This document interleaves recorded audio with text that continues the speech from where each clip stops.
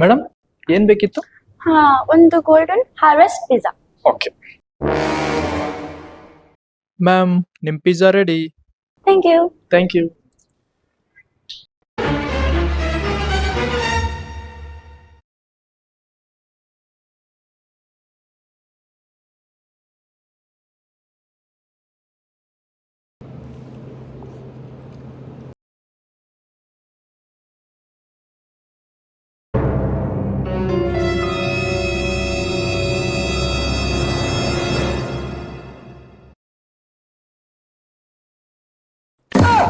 Hello hello madam, bill ಕೊಟ್ಟೋಗಿ.